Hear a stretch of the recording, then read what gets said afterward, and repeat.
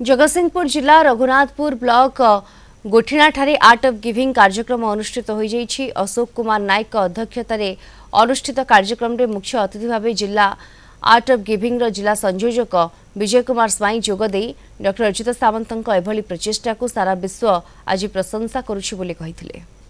आमे आज ए art of giving पालन करछु। ए होछि गोटे हमर प्रोफेसर अच्युत सामंत जे कि किट किसर प्राण प्रतिष्ठाता तांको द्वारा इन्स्पायर होई आम आज उत्सव पालन करुछु।